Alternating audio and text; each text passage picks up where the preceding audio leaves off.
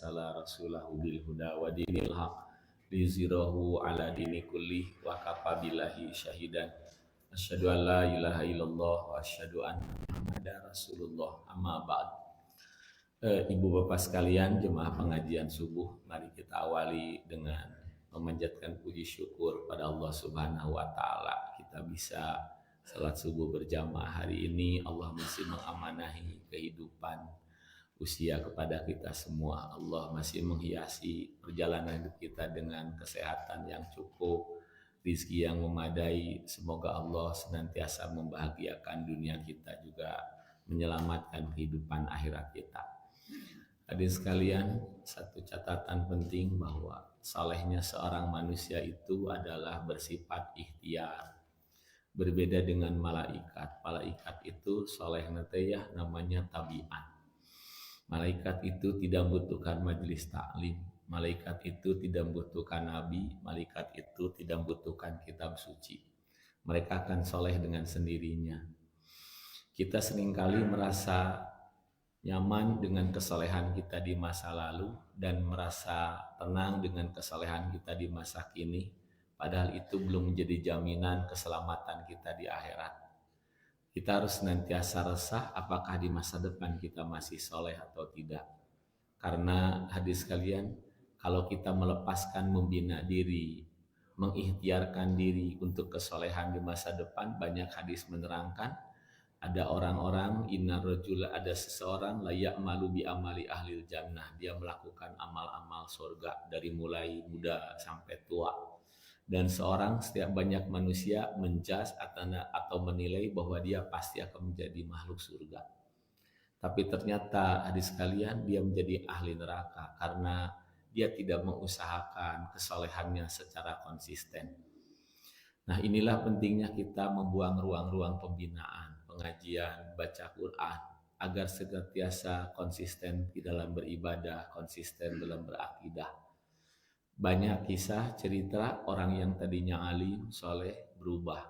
Ada kiai ketika dia misalnya masuk kekuasaan, lingkaran kekuasaan, tiba-tiba korupsi. Itu satu indikator bahwa dia berhenti mengikhtiarkan kesolehan. Manusia itu sangat mudah berubah dengan lingkungan, pengetahuan yang didapat, ujian, cobaan. Karena itu kita senantiasa harus membina. Solehnya kita itu adalah senantiasa mengikhtiarkan. Kalau ada ayat wala tamutunna illa wa antum muslimun, janganlah kalian meninggal kecuali dalam keadaan Islam, maka dalam ayat itu seolah-olah terkandung perintah agar kita mengikhtiarkan keislaman sehingga akhir hayat kita. Tanpa adanya ikhtiar, Al-Quran menggambarkan keimanan kesolehan itu bagaikan sebuah pohon. Bapak kalau pergi ke Parongpong di Cihideng kan Kabita ya Pak, ada pohon-pohon yang bagus, bunga-bunga. Tapi ketika dibeli di rumah tidak dirawat, maka pohon itu akan mati atau mengering, hadis sekalian. Begitu pula keimanan kita, kesalehan kita. Karena itu jangan lupa kita akan terus membuka ruang-ruang pengajian, ruang-ruang pembinaan, pertahankan oleh kita, buat diri kita, sekeluarga, dan lain-lainnya. Hadis sekalian. Ada satu hadis Pak, orang yang sudah hafal Quran surat Al-Baqarah, Ali Imran dalam hadis Sahih Muslim, ketika dia berhenti membina diri, akhirnya dia mati dalam keadaan riddah atau murtad. Nah, hadirin sekalian, jangan pernah lelah. Kita membuka ruang pembinaan, memakmurkan majelis pengajian bukan sekedar untuk kita, tetapi mensolehkan lingkungan, mensolehkan kehidupan, terutama keluarga kita semua. Jangan pernah lelah. Zakat kita bukan sekedar untuk kepentingan fisik. Kita punya zakat apa? Seringkali berpikirnya orientasinya untuk fisik, untuk perut orang, makanan orang, pakaian orang. Tetapi hadirin sekalian, zakat yang digalang oleh Rasul itu awalnya adalah untuk menyelesaikan krisis miskin iman, miskin ilmu, miskin agama. Inilah seharusnya yang harus senantiasa kita tafakuri hadirin sekalian. Miskin agama jauh lebih berbahaya dibanding miskin perut. Nah, hadirin sekalian, baik, kajian kita hari ini, hadirin sekalian, kita mentafsirkan salah satu ayat yang sudah sangat kita hafal, surat Al-Jum'ah ayat pangais bungsu ya. Nah, Allah berfirman, "A'udzubillahi minasyaitonirrajim. Fa idza qudiyatis shalah fantasiru fil ardi wabtagu min fadlillah wadhkurullaha katsiran la'allakum tuflihun." Allah berfirman, apabila kalian telah selesai salat, bertebaranlah di muka bumi dan carilah karunia Allah yang banyak. Kemudian berzikirlah kepada Allah sesering mungkin agar kalian hidup bahagia. Inilah dua kunci sukses hidup bahagia, atau dalam bahasa Arabnya muflihun. Dalam azan ada kalimat hayya 'alal falah. Mari ke masjid kalau kita mau bahagia. Di ayat ini Allah menerangkan dua kunci sukses yang namanya kalimat al-falah, atau manusianya isim fa'ilnya disebut muflihun. Hadis kalian, sebuah pelajaran untuk ahli ibadah menurut ayat ini. Yang pertama, ahli ibadah harus ingat hadis kalian, dia harus punya visi mencari dunia hasanah dan akhirat hasanah dengan kerja keras. Hadis kalian, jangan lupa, seorang ahli ibadah dituntut mencari dunia hasanah dan akhirat yang hasanah dengan kerja keras. Hadis kalian. Ini pesan Al-Quran di ayat tadi. Fantasyiru fil ardi. Kejarlah dunia, carilah karunia Allah, carilah kemakmuran hidup. Hadis kalian. Dengan ikhtiar dan kerja keras. Yang pertama, hadis kalian ya. Visi ahli ibadah bukan sekedar menenteramkan jiwa. Berbeda dari agama Kristen. Seorang Kristen mulia itu mereka punya prinsip sebagai pelayan Tuhan. Nah, hadirin sekalian, dalam Islam mengajarkan bahwa seorang ahli ibadah itu dia harus punya visi mencari dunia hasanah, akhirat hasanah dengan kerja keras. Tidak ada dongengnya banyak bahwa untuk masuk surga hidupnya harus menderita. Mari kita baca dukungan dalilnya. Ini diambil dari tafsir Al-Maraghi. A'udzubillahi minasyaitonirrajim. Allah memuji ada orang yang visi, cita-cita, harapan, doanya seperti yang sudah kita baca. Wa minhum, ada orang yang mayaqulu berdoa. Rabbana atina fid dunya hasanah. Ini kan ditujukan kepada orang yang sedang awalnya beribadah haji. Orang yang sedang beribadah haji. Fisiknya adalah mereka berdoa ketika sepanjang perjalanan ibadah haji itu. Ini dijadikan doa ketika kita tawaf. Ketika di Ruknul Yamani sampai Ruknul Aswadi. Berdoa, ya Tuhan kami, berilah kami dunia hasanah. Wafil akhirati hasanah. Dan akhirat yang hasanah. Waqina azabannar. Dan selamatkanlah atau pelihara kami dari azab neraka. Ini doa ini awalnya konteksnya ditujukan kepada orang yang ayat-ayat sedang beribadah haji, orang yang sedang tekun beribadah. Nah, Allah memuji orang yang memiliki visi, harapan, keinginan, cita-cita, doanya seperti ini. Hadis kalian. Tafsirnya wa minhum parikun yaqulu. Ada kelompok hamba Allah yang sangat mulia. Allah puji orang-orang tersebut yang berdoa, Rabbana hablana hayatan thayyibah. Ya Tuhan, berikanlah kepada kami hidup yang indah. Sa'idatan, yang bahagia di dunia. Wahayatan radiyatan, dan hidup yang memuaskan, mardiyatan, yang diridhoi, fil akhirah, di akhirat.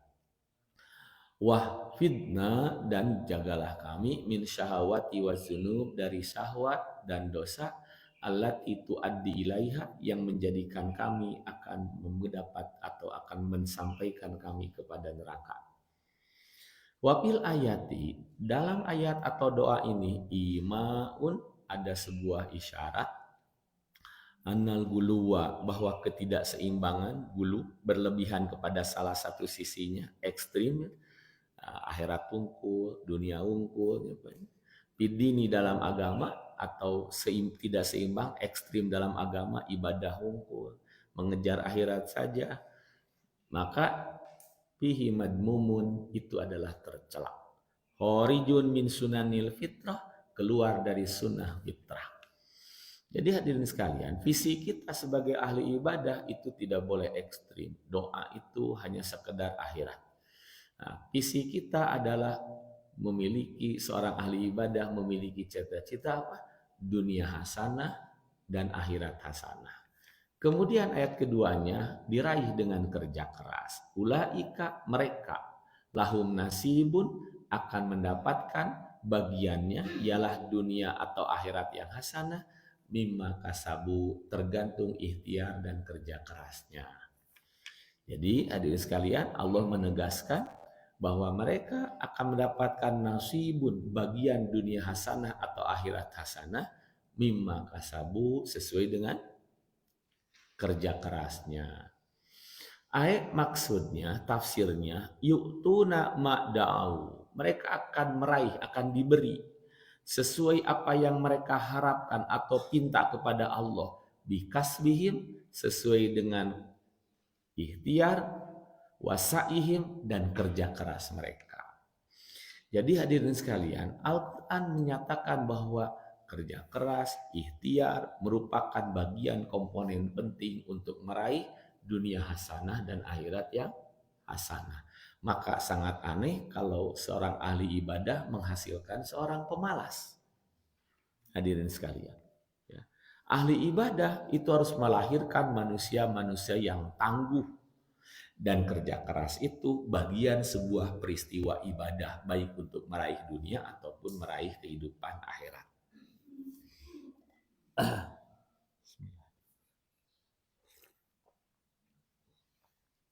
Hadirin sekalian, jalan hidup asketik. Asketik itu Pak anti dunia ya. Itu hadirin sekalian bukan ajaran Islam. Nggak bahasa Quran namanya, bahasa Kristennya itu ngaruhban banyak. Nah, itu ajaran Kristen aslinya. Tasawuf itu Pak diambil dari kata sub, artinya bulu kambing atau kulit kambing. Nah, mereka manusia-manusia yang hidupnya sangat sederhana, tidak berpikir untuk akhirat, tidak berpikir untuk dunia, tidak berpikir untuk dunia, hanya akhirat. Nah, mereka sangat sederhana, mereka tinggal di biara-biara beribadah, maka muncullah istilah tasawuf. Dan ketika banyak orang Kristen masuk Islam, tentu saja cara hidup, cara berpikirnya tidak serta-merta ditinggalkan. Hadirin sekalian ya. Dulu banyak orang tua kita kepercayaan buhun banyak, percaya karena segala rupa. Nah, ketika jadi seorang muslim, maka tetap banyak kepercayaan yang tidak ditinggalkan. Hadirin sekalian. Nah, begitu pula masuklah ajaran di dalam Kristen, orang Kristen masuk ke Islam, cara hidup bertasawuf, tidak berpikir untuk dunia atau disebut dengan asketik. Di abad ke-15, hadirin sekalian, terjadi revolusi sosial yang besar saat itu di dalam kehidupan tradisi Eropa. Karena di Eropa saat itu orang-orang Kristen berpikir asketik. Asketik itu mereka tinggal di biara-biara. Biara pertama kali di dunia itu adalah biara Katerina di Mesir. Biara yang didirikan di puncak Gunung Katerina sekitar ketinggian 2.200 meter. Tidak ada gangguan orang, namanya biara. Orang Islam namanya Pak zikir, wiridan, terus gitu kan, biara. Muncullah cerita-cerita wali, dalam bahasa Kristen itu santo, banyak wali. Dan mereka itu zikir, membawa tasbih, gitu, cerita, namanya santo. Nah, sementara Yahudi, mereka penguasa pasar, hadirin sekalian. Nah, mereka orang-orang yang sangat sukses dalam hidup. Nah, muncullah ketimpangan sosial. Hadirin sekalian, Yahudi itu kan minoritas. Orang-orang Kristen mayoritasnya kan miskin. Mereka merebut revolusi, hadirin sekalian, merebut berbagai kekayaannya, tanah-tanahnya dicabut, tidak hak kepemilikannya dicabut, orang Yahudi diusir. Dan saat itu kekayaan orang Yahudi terkenal dengan istilah goldsmith, emas, hadirin sekalian. Mereka berangkat kemana-mana bawa emas. Nah, hadirin sekalian. Nah, orang-orang Kristen, hadirin sekalian, banyak yang berpikir, kenapa agama kita seperti ini, punya pemahaman seperti itu. Nah, muncullah aliran yang disebut dengan Protestan. Hadirin sekalian. Jadi Protestan itu, Pak, protes munculnya adalah karena melihat budaya orang Kristen yang anti dunia. Nah, muncullah dengan kitab suci mereka yang baru yang namanya Etika Protestan yang mengajarkan bahwa kerja adalah ibadah. Muncullah ada istilah etos hadis sekalian ya, atau disebut dengan etos kerja. Kerja itu kita harus senantiasa memiliki etos kerja, kebiasaan, kerajinan, rajin dalam bekerja. Nah, mulailah dan orang-orang Yahudi itu pergi dari tempatnya di Eropa. Siapa yang nampung? Orang Islam yang ada di Turki, di Palestina hari itu. Mereka tidak tahu berterima kasih. Mereka terusir dari Eropa, mereka hadis sekalian yang menampungnya orang-orang Islam. Hadis sekalian di abad ke-15 itu. Jadi hadirin sekalian. Nah, jadi orang Eropa mulailah kebangkitan. Di sanalah mulai ada revolusi industri dan lain-lainnya. Mereka kerja. Nah, jadi hadirin sekalian, maka agama Kristen itu suka disebut agama sekular. Agama yang tidak mengatur dunia. Sekular itu kan dunia, hadirin sekalian. Agama yang tidak mengatur dunia. Mereka bekerja keras dan mereka menjadi manusia-manusia yang sangat sukses. Nah, Yahudi itu Pak, kekayaannya emas. Di abad ke-15 itu muncullah awal pertama kali tentang sejarah perbankan. Yahudi mah pinter kan, dia tidak boleh punya kekayaan dalam bentuk tanah, lain-lain punya emas. Nah, kerjasama dengan orang-orang Eropa Kristen sana. Mulai ngarentenkeun kan nginjemkeun. Nah, mulailah ada yang di Itali dimulai dengan istilah banca, bangku banyak nginjem-nginjemkeun duit. Nah, terus itu kan kerjasama banca, bank hadirin sekalian. Nah, dengan sistem riba. Kemudian hadirin sekalian ada yang tidak bisa bayar, uangnya habis, tidak bisa bayar, disebut dengan bankarota atau bangkrut hadirin sekalian. Itu di sejarah perbankan itu mulainya di Italia sekalian. Nah, hadirin sekalian, makanya banyak para ulama dulu mengharamkan bank karena melihat awal kesejarahannya. Nah, kenapa? Karena bank itu dulu fungsinya hanya sekedar pinjam meminjam dengan rente. Sementara hari ini kan yang nama bank itu kan berubah. Mekanisme pekerjaannya ada yang namanya wadiah, simpanan aman ya Pak ya. Kabayang Pak mun urang teu ka banknya, kita beli tanah bayar 2 miliar, nah, manggul karung duitnya Pak tidak aman. Sekarang kan aman. Ada yang semuanya Pak wadiah. Urang ge ridonya muruhan bank 5.000 Pak, 10.000 nyimpen duit kita yang misalnya miliaran cuma dipotong 15.000 sebulan, bila ku teu ridho Pak. Nah, ada yang namanya aman. Kita bisa beli pulsa, kita bisa ngirim duit kemana-mana. Jadi hadirin sekalian, dalam muamalah itu sesuatu itu bisa berubah hukumnya sesuai dengan apa? Mekanisme atau perjalanan yang berubah. Dulu seperti Muhammad Shaltut mengharamkan bank karena dulu Pak tahun 70 kita melihat bank itu hanya sekedar sebuah proses tempat untuk minjem duit. Hadirin sekalian, kalau hari ini kan tidak ya Pak, kita tidak punya duit, tidak minjem duit, oke tetap orang punya yang namanya akun bank. Gitu kan, punya ATM. Sanajan orang tidak meminjam karena fungsi bank itu apalagi Bapak yang pegawai negeri atau apa pasti duitnya ditransfer lewat bank. Nah, jadi berbeda adik sekalian, halal hari ini. Makanya Hasan berpikir ke depan dulu bahwa bank itu halal karena melihat bahwa prospek bank itu bukan sekedar untuk pinjam meminjam, cuma dulu sejarahnya seperti itu. Nah, di abad ke-20 Pak, sakadang Yahudi itu numpang bekernya ke orang-orang Kristen yang sedang menjajah dunia, turut mendukung. Adik sekalian, mereka ikut nempel adik sekalian ya, terutama di negeri baru Paman Sam Amerika. Yang hari ini konon katanya kekayaan orang Amerika itu Pak hanya dikuasai oleh sekitar 100 orang, 60% kekuasaan itu. Kekayaan Amerika itu hanya dipegang oleh 100 orang.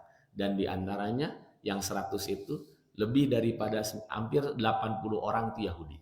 Makanya lobby Yahudi itu sangat kuat. Hadirin sekalian. Nah, mulailah Yahudi diberi tanah Israel oleh Inggris yang hari ini disebut Palestina. Mereka sangat tidak tahu berbudi. Nah, tapi masih ada orang yang dendamnya ke Yahudi teh keselen. Contohnya Hitler, 7 juta orang Yahudi kan dibunuh oleh Hitler tadi sekalian. Hari ini diabadikan dalam film Holocaust itu. Nah, hadirin sekalian, orang Islam itu sebenarnya visinya sudah jelas. Visinya dunia hasanah, akhirat yang hasanah. Dan ditebus dengan dikasbihim. Dengan apa? Ikhtiar dan kerja keras. Maka kita harus mendidik anak-anak kita memiliki etos kerja. Nah, kita lanjutkan tafsirnya. Hadis sekaliannya. Pahum, maka mereka qatolabud dunya bi asbabiha, harus mencari dunia dengan segala sebab-sebabnya, ialah apa? Kerja keras. Wasa'u fil akhirati, dan mereka harus mengusahakan akhirat sa'yaha dengan ikhtiar pula. Hadis sekaliannya. Ini diambil dari tafsir Al-Marabi. Jadi hadirin sekalian, dulu orang Islam itu Pak pemalas. Mereka diajarkan kita oleh ajengan-ajengan dulu tehnya, diajar orang teh lamun kita pengen sukses baca kulhu 1000 kali misalnya, kan dulu mah seperti itu ya Pak.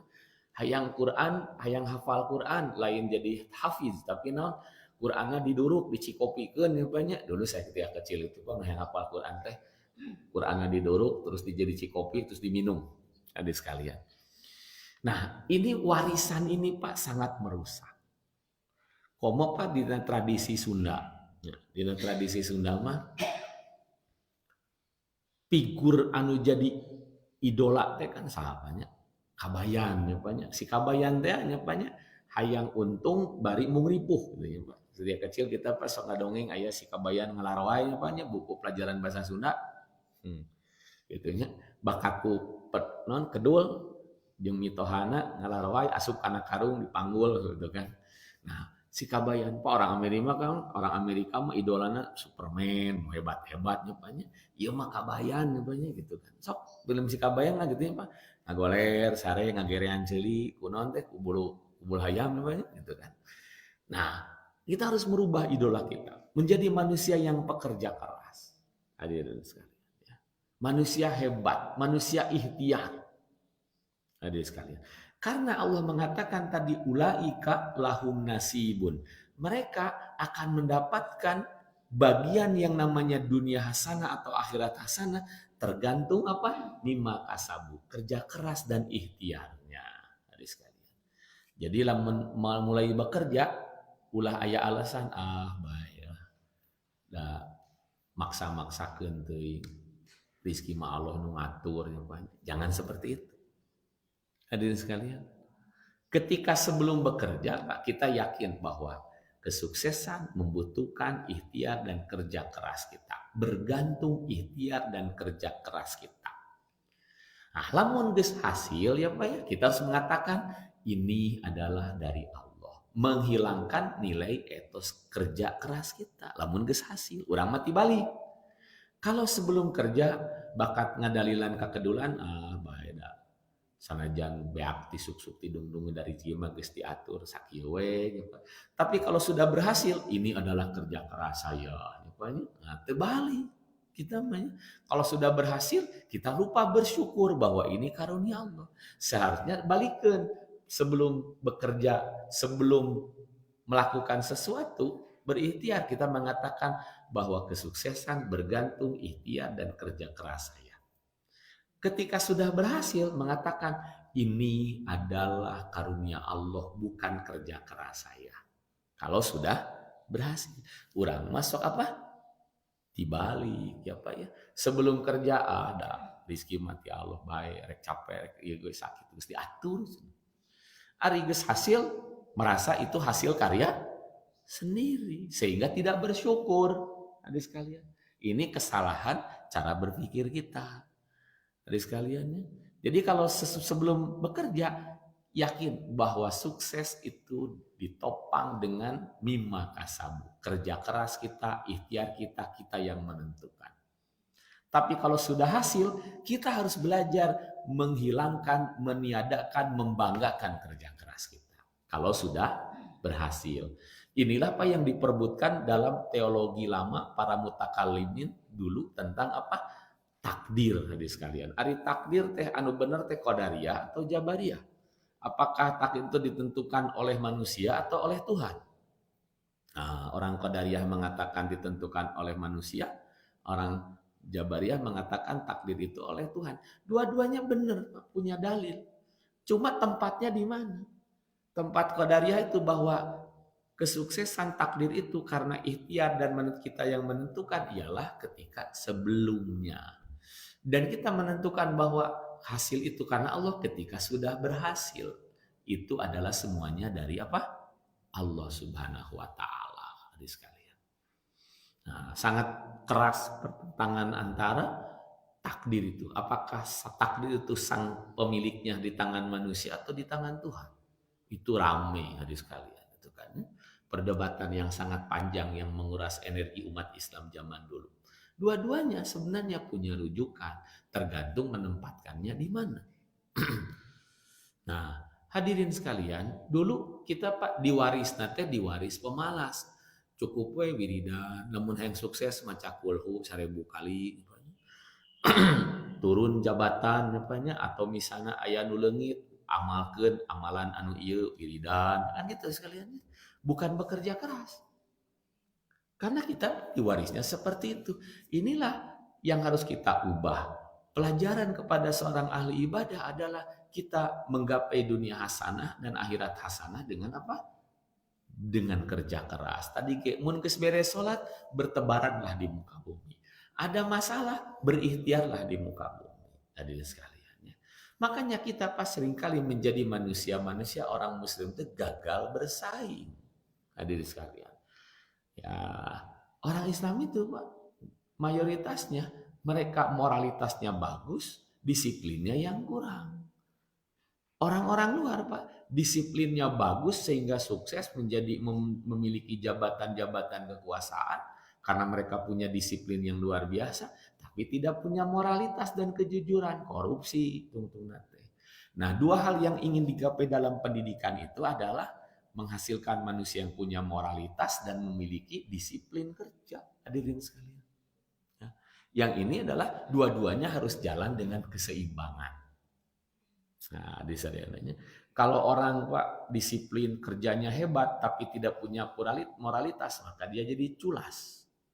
Sebaliknya, kalau orang moralitasnya bagus tetapi tidak disiplin, maka muncullah pemalas. Hadirin sekalian. Nah, jadi hadirin sekalian seperti itu. Ya. Nah, kemudian wallahu sari'ul hisab. Allah itu maha cepat ketika menghitung. Maksud ayat ini cepat dalam menghitung payuwapa kullu kasibin. Setiap orang akan diberi balasan ajrohu, akan diberikan balasannya akba amalihi setelah kerja. Cepat Allah teh langsung terdingkekeun deui. Ketika kita berikhtiar, maka Allah akan memberikan hasil dari ikhtiar itu dengan segera. Ya, mau dilambat-lambat. Kan? Faqad jarat sunnatuhu. Inilah sunnah yang berlaku. Ayyakunal jaza atharon lil amali. Ini sunnah kehidupan. Ialah apa? Bahwa hasil itu terjadi setelah kerja, bila ibtoin tidak akan dilambatkan. Kenapa? Allah itu sangat cepat dalam menghitung amalnya. Ikhtiar lagi hebat. Ku Allah tedingkekeun deui. Dan yang namanya kerja keras itu Pak dalam Islam kan ada yang dimulai dari apa? Perencanaan, pencarian ilmu. Nah, banyak orang dagang batagor yang dalam kerja keras teh cari heula ilmuna ulah pokona mah semangat. Pas nyiuntingnya Pak dengeunah teu payu we nya jabat teas bisa asin teuing. Itu kan harus diteliti dulu, ditanya dulu enak teu batagor saya itu. Kumaha rasana terus gitu kan. Ada sekalian sampai punya namanya identitas. Oh nya batagor si Pak anu mah enak gitu kan. Jauh-jauh ge Pak dibeli. Banyak. Kalau sudah enak Pak, keilmuan pasti punya identitas akan laku. Banyak. Sanajan dagang loteknya Pak di Kalipapo kan ngantri nu beli lotek kusabab enak gitu. Pak di soreang itu sebelum itu tukang lotek tuh mun hoyong lotek dedinya Pak terus kadang sajam Pak ngantri naon gitu kan Kenapa? Karena sudah punya identitas di ilmuwan, hadis sekalian. Baru dijalankan. Inilah dalam Islam. Jadi ahli ibadah harus memiliki pelajaran yang pertama kepada ahli ibadah. Dia harus punya visi dunia hasanah dan akhirat hasanah yang ditopang dengan apa? Kerja keras. Hadirin sekalian. Yang pertama. Sesuai dengan ayat tadi. Nah, kita pas sudah terlalu lama. Hadirin sekalian. Pak, Islam apa ya? Islam dan tanda kutip Islam pemalas apalah. Ya, Islam yang kehilangan semangat itu muncul di abad ke-15. Nah, asalnya kan Islam itu memiliki peradaban hebat di Tipur, di Baghdad, berdiri kehilafahan Baghdad itu Pak sampai 7 abad. Begitu pula di barat di Cordoba di Spanyol. Kalau ada tafsir Pak, tafsir Qurtubi itu artinya Pak dia itu tempat tinggalnya di Cordoba. Bahasa Arabnya itu Qurtubi, hadis sekalian. Nah, ada Selat Gibraltar itu dari tokoh besar Islam Jabal Tariq, hadis sekalian. Nah, mereka Pak di timur kehilafahan Baghdad hancur oleh serbuan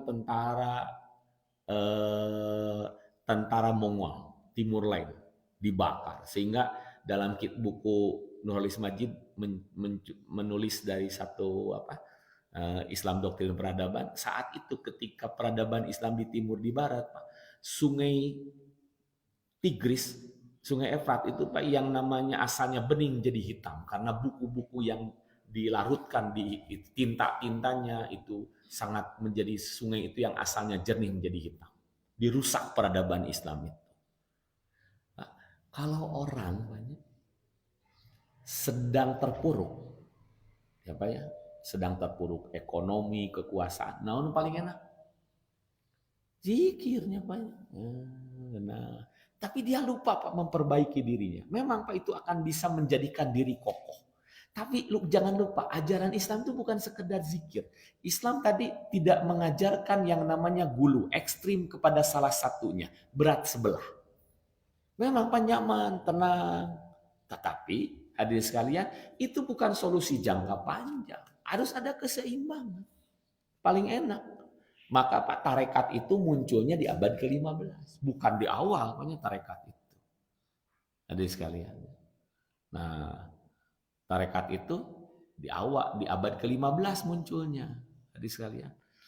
Nah, ngajarkeun wiridanana maca la ilaha illallah 1000 jalan la ilaha illallah la ilaha illallah ditungtut deui ayeuna mah 10.000 kusabab 10.000 disingkat illallah illallah kusabab ku 20.000 tinggal Allah Allah Allah jadi 100.000 Pak tarekat Syatariah mah tinggal non hu kan la ilaha illallah hu nya gitu kan tinggal hu na we tungtungna teh hu 100.000 kali nya 100.000 kali hu namanya banyak hadirin sekalian.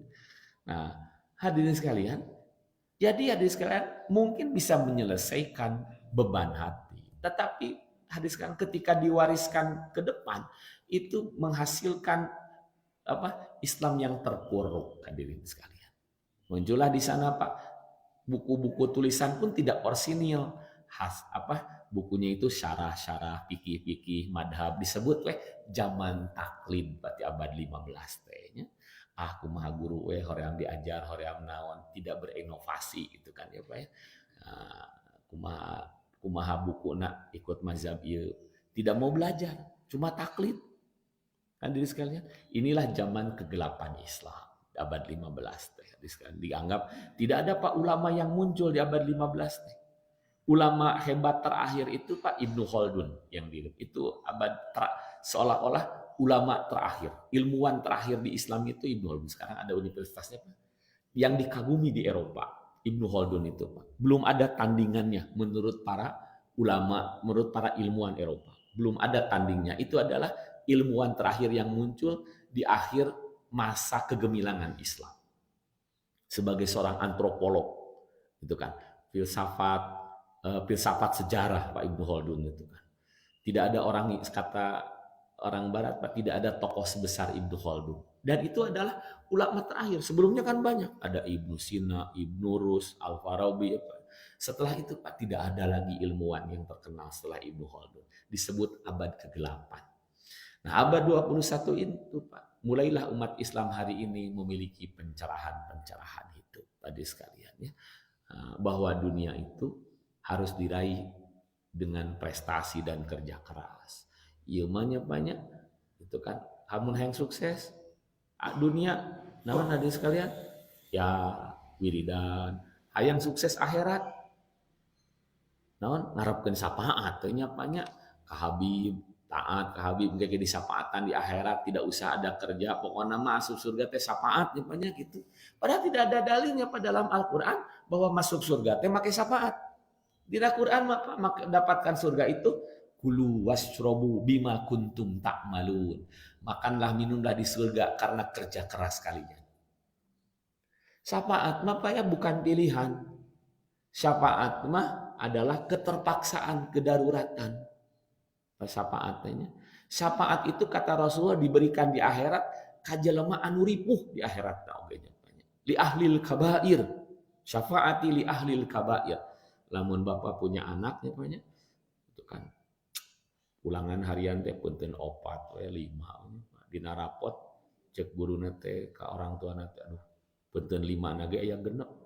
Nah, wah naik ya kolotna teh nya Pak datang ka wali kelasna ngirim jeruk, ngirim apel. Nah, dicek wali kelas karunya nya bae kolotna geus ngirim wajib taekeun data teh syafaat. Syafaat teh Pak artinya genap. Jadi naik nate lin ku soranganana tapi aya anu mantuan gitu Pak. Namanya syafaat. Syafaat itu kan genap. Sabalikna witir ganjil wasyafi wal watri demi bilangan ganjil dan bilangan genap. Jadi nu disyafaatan di akhirat teh Pak anu teu bisa masuk surga dengan mulus. Nu ripuh nya banyak, ripuh di alam mahsyar, ripuh geus malah mah ada yang masuk neraka dulu barunya Pak masuk surga kusabab disyafaatan. Jangan mau Bapak disyafaati. Kita harus masuk surga itu bukan dengan syafaat tapi dengan prestasi. Ya. Konsep syafaat dalam Islam itu bukan seperti syafaat dalam Kristen ya banyak. Pokoknya rek doraka teu boga amal oge asal percaya ka Yesus, pokoknya mah ditebus gitu orang Kristen nya banyak. Kita bukan seperti itu. Syafaat yang diajarkan oleh hadis itu Pak bukan seperti itu. Syafaat itu Pak bukan pilihan tapi terpaksa. Usabab kapaksanya banyak. Nah, itu syafaat. Maka suka ada Pak masjid-masjid yang suka nadom itu banyak. Itu kan orang anu ripuh di akhirat di masa teh datang ke Nabi Adam yangan syafaat teu dibere sok suka datang ke Nabi Nuh minta syafaat nggak dikasih itu memang ada hadisnya. Jadi orang yang mencari syafaat di akhirat itu orang-orang nu ripuh. Datang ke Nabi Musa, ka Isa, teu dibere syafaat kene akhirnya datang ke Rasulullah. Rasulullah memberikan syafaat dengan syarat-syarat tertentu. Itu pun dengan syarat tertentu. Da ari punten 4 kabeh nu pira ku disyafaatan nya nya cek guru teh Bu ngirim wajib sat mobil oge da bisa naik anak ibu teh gitu. Jadi kan susah. Lamun ban bitu teh mah nya disyafaatan kumaha nya nya mun ban bocor 2 masih kena bisa disyafaatan. Ditambal nya ari ban bitu mah bisa disyafaatan. Maka yang disyafaati itu apa? Itu kan orang yang disyafaat yang diberi syafaat itu Pak punya kualifikasi tertentu dan anu ripuh. Makanya anehnya Pak mun di mobil-mobil aya ya Habibi isfa lana wahai sang kekasih maksudnya ka Rasul berilah kami syafaat. Can naon-naon Pak syafaat digawe itu namanya. Bekerja dengan sedekah, sholat, berikhtiar dengan ditebus dengan kesusahan, kesulitan yang menangkan surga kan dalam Quran itu amasibtum antadhulul jannah. Mengapa kalian merasa rek jadi ahli surga? Walamma ya'tikum matsalul ladina khalau min qablikum. Allah belum melihat tentang perjuangan kalian. Mana perjuangan kalian, amal ibadah kalian, pengorbanan kalian, kesulitan kalian. Mereka yang orang dulu mendapatkan surga itu masatumul ba'sa, ditebus dengan penderitaan, hartanya sampai habis, wadorro fisiknya sampai terluka, wazulzilu batinnya sampai terguncang, diuji dengan berbagai cobaan, kelelahan, barulah mereka dapat surga. Ieu mah damung digawe, ngarep-ngarep syafaat teh nya. Mau ngapalkeun bae da aya si emak sok ngirim jeruk ke sakola teh nya. Aya si bapak kege Bapak ngirim wajib ke sekolah ke wali kelas nggak ditaekeun syafaat. Gitu. Surga itu bukan dengan syafaat. Ini adalah apa? Dalil anu pemalas, kakuburan banyak gitu kan. Jarah gitu kan. Hadirin sekalian. Orang Islam itu mengajarkan apa tadi? Visi dunia ulaika lahum nasibu mimma kasabu. Mereka akan melahirkan mendapatkan kebaikan dunia dan akhirat itu mimma kasabu sesuai dengan apa? Kerjanya. Dan itu harus jadi visi kita. Hadirin sekalian. Gawe tuh sekalian. Nah, ini yang harus dirubah. Ya.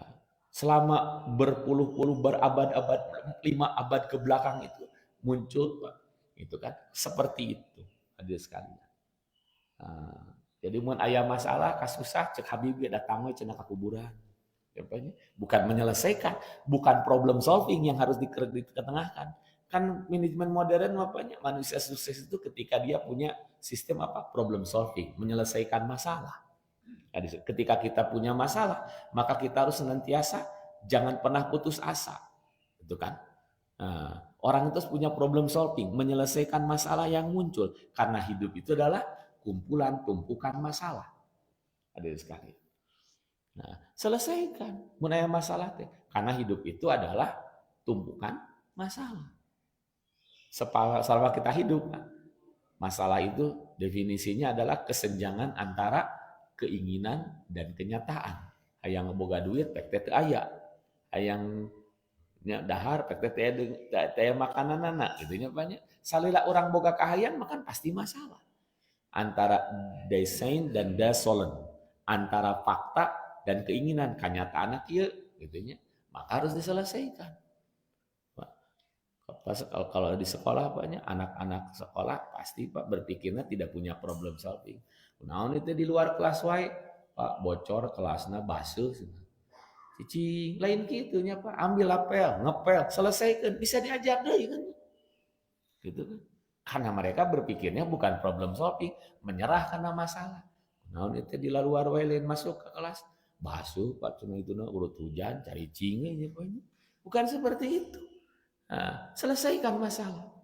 Kita pas senantiasa tidak pernah berhenti. Apapun, pribadi, diri, sosial, lingkungan, masjid, apapun. Pasti itu masalah. Kita bekerja sama, bekerja keras untuk menyelesaikan masalah.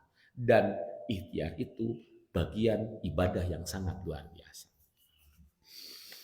Nah, jadi visi kahiji namanya ahli ibadah itu apa? Visi mencari dunia hasanah dan akhirat hasanah dengan apa? Menghasilkan manusia yang kerja keras. Ya, itu Pak petunjuk Quran. Nah, kita terlalu lama diwaris budaya apa? Hayang untung tina enteng. Hayang sukses bari kedul gitu. Nah, bari males gitu kan. Ya, dulu kan seperti itu. Nu diomongkeun naon ilmu laduni nya Pak. Ilmu laduni teh bung diajar jual pinter ya Pak. Disebutnya ilmu laduni gitu kan. Ya, ilmu laduni kan gitu. Dulu banyak di tarekat kan ada ilmu laduni. Ilmu laduni teh hayang jadi ulama tidak usah belajar pokok namanya sehingga cek dongeng Habibah. Habib ti umur 5 tahun dia sudah hafiz Quran. Nah YouTube-nya kan gitu. Umur 7 tahun sudah hafal 7 juta hadis. Hadis kalian. Ini hebat ceramah Habib nih. Di mana ikhtiarnya banyak hafal 7 hadis dengan sanad-sanadnya.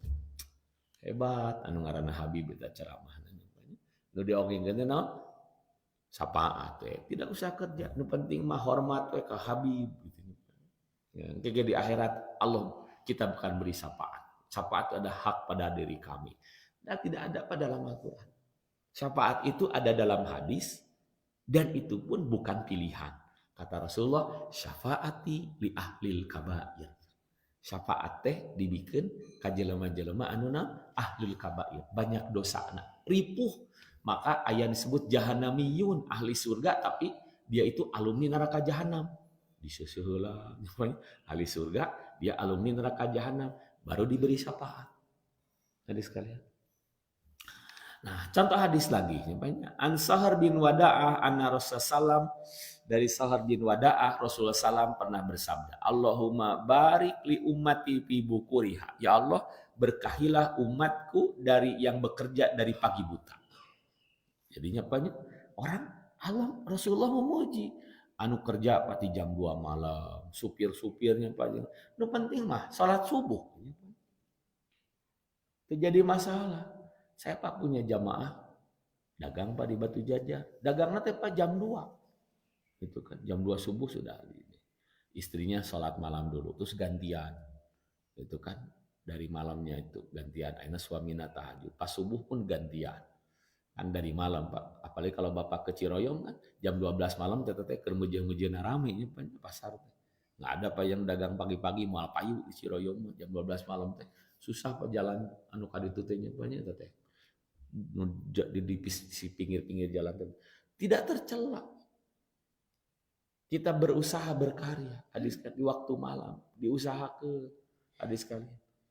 Pak, kalau ada hadis yang mengatakan tahajud Rasulullah setengah malam, bacaan 1 rakaatnya Al-Baqarah, itu teh bukan yang rutin, insidental. Rasulullah bangun paginya dalam hadis kata Aisyah, hadis Imam Bukhari, ketika ayam berkokok 3:30. Lamun ada hadis Rasulullah sholatnya setengah malam, itu bukan rutin.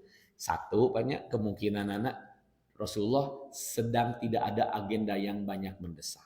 Urang mah banyak weekend banyak. Ayo urang mah weekend kan ayo malam mingguan gawe. Ayo urang gapleh sampikeun geus semalam suntuk gitu nya urang mah ketika tidak ada kerja teh nyata hiburan. Rasulullah mah ketika sedang tidak ada kerja teh ibadah, salat panjang banyak. Ayo urang mah naon ieu gawe? Urang nguseup nya banyak urang mah kan kitu. Rasulullah mah ketika selesai teh dia beribadah. Yang kedua, Pak Rasulullah itu kalau ibadah panjang itu kalau sedang banyak masalah. Hadis Abu Dawud. Karena Rasulullah SAW idza hazzabahu amrun sholat. Ketika banyak masalah Rasulullah sholat. Kenapa? Karena tidak ada yang bisa menguatkan hati kita ketika kita punya masalah kecuali salat. Ketika kita punya masalah yang harus diselesaikan apa? Bukan masalah. Dan masalah mah selesainya itu bisa ngadadak nyepanya dengan waktu. Saya pernah ditinggalkan Pak oleh anak saya ketika meninggal yang ketika MTS ketika kelas 3 SMP mun enam apa itu butuh waktu Pak. 1 tahun hanya Pak masih kena sedih ku waktu. Ada sekalian. Tidak bisa selesai hari itu selesai moal apa. Nah, yang harus diselesaikan apa? Hati. Mun Bapak punya masalah, kehilangan harta, kehilangan keluarga, ya. Kehilangan apa? Kerugian macam-macam. Kan orang terpasok tertekan. Yang harus diselesaikan itu Pak, rasa takut, rasa sedih itu yang harus kita hilangkan dan tidak ada lain ialah apa? Sholat. Sholat itu bukan menghilangkan masalah, tapi menyelesaikan konflik hati dulu, hadirin sekalian. Gitu kan. Sugan paku sholat hutang lunas, hanya banyak, gitu kan. Mau ngajadikeun hutang lunas. Nah, ketika sholat apa? Hati yang kita punya solusi. Nah. Jadi Rasulullah mendoakan. Wa kana idza ba'atsa sariyatan aw jaisan ketika Rasulullah mengirimkan tentara atau pasukan ba'atsahum bi awwalin nahar. Rasulullah mengirimkannya di pagi awal buta. Demikian juga sahabat yang mengatakan ini hadis ini sahar tajiron sebagai pedagang. Pakana yab'atsu tijaratahu dia bawa dagangannya di awwalin nahar dari pagi buta. Fa asra dia sukses wa kasura maluhu hartanya pun banyak. Nah, di sekalian. Nah, jadi hadirin sekalian, Muslim itu Pak kita sudah terlalu lama, 8 abad yang lalu. Betul kan? 8 abad pertama Pak Islam dari abad ke-6 sampai abad ke-14. Abad ke-7 lah, 7 abad sampai abad ke-14 itu masa gemilang Islam. Ilmu kedokteran, musik, itu kan Al-Farabi itu ahli musik. Penjelajah Pak, seperti siapa? Ibnu Battuta, dia penjelajah kemana-mana Pak, keliling dunia. Mencari pengetahuan, ada ilmu aljabar, astronomi, adik sekalian. Itu diwaris oleh Islam. Yang dalam buku Islam Peradabannya karya Nurul Majid mencetak dari perkataan ilmuwan-ilmuwan barat, andai peradaban Islam Pak tidak dihancurkan saat itu. Komputer teh Pak geus kapangin teh di zaman ayeuna ti iraha namanya Pak. Tetapi akar sejarahnya pengetahuan itu sudah dipenggal di awal sehingga terputus adik sekalian. Penemuan-penemuan zaman dulu. Nah, yang kedua, ahli ibadah harus menghasilkan manusia yang senantiasa mengingat Allah. Bahasa kita apa? Zikir.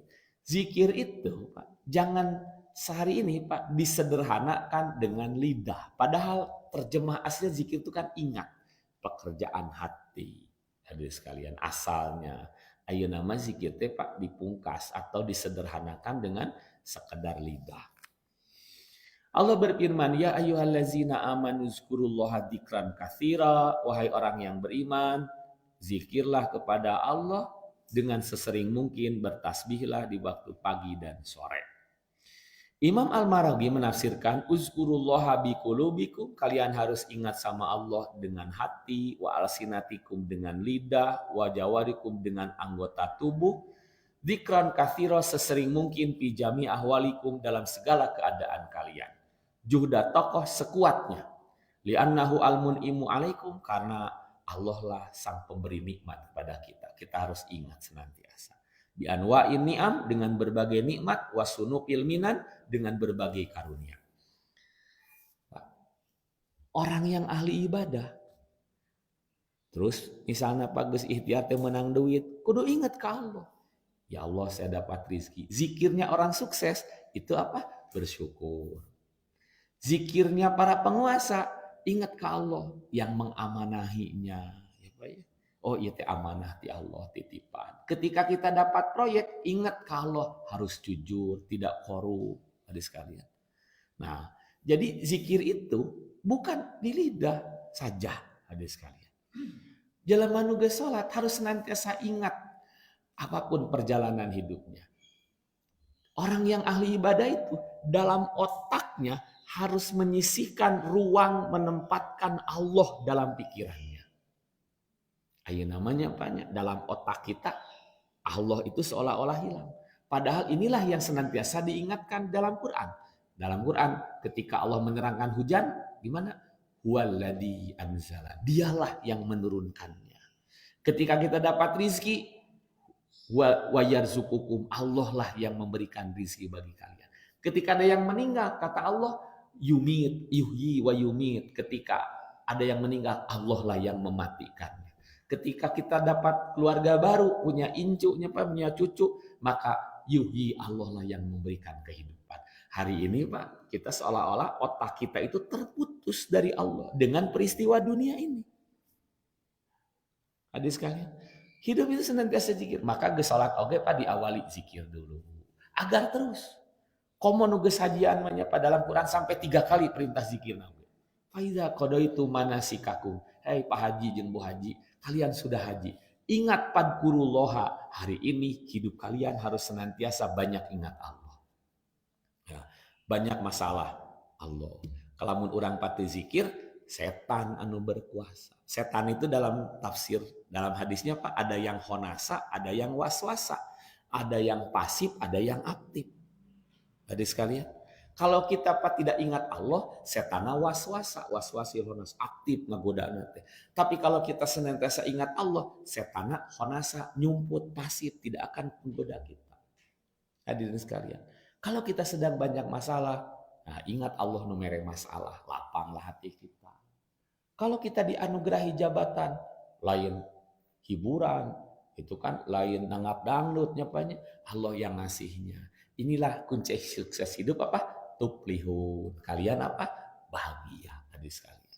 Nah, jadi zikir itu hari ini salah kaprahna teh disimpelkan, disederhanakan dengan tadi non hu nyapanya gitu maca hu nage 1000 jalan misalnya, 10.000 jalan nyapanya. Nah, zikir itu hadis sekalian. Itu hanya sekedar salah satu bagian dengan lidah itu mengingatkan diri bahwa seluruh tubuh kita bukan sekedar lidah yang harus ingat. Perilaku, dagang, zikirna anu dagang mah moal bisanya keur dagang ngiloan, subhanallah, subhanallah, kekerok nyapanya gitu kan. Dagang zikirnya orang yang sedang dagang jujur, teu nipu, itu adalah zikir walaupun dia tidak baca apapun. Hadirin sekalian. Nah, dia ingat Allah bahwa Allah memerintahkan kejujuran. Terus jam genap 10 menit Pak mau diteruskan panjang teh apanya. Mudah-mudahan ada sebuah pelajaran bagi ahli ibadah menurut surat Al-Jum'ah ayat pangais bungsu tadi. Ialah apa? Ahli ibadah harus memiliki visi, mencari dunia hasanah dan kerja dunia akhirat hasanah dengan kerja keras, bukan dengan pengedulan yang banyak. Anu kedua, seorang ahli ibadah harus senantiasa menyimpan ruang-ruang dalam pikirannya tentang kesadaran adanya Allah sebagai penyelenggara kehidupan. Ningali laut, Allah nu hebat. Nah, ningali anu maot, Allah nu ngamaot keunana. Ningali musibah, Allah nu nguji. Nah, selesai Pak, hidup kita itu pasti bahagia. Itu saja Pak, dikasihkan hari ini. Aku qouli hadza, fastagfirullah li wa lakum. Assalamualaikum warahmatullahi wabarakatuh.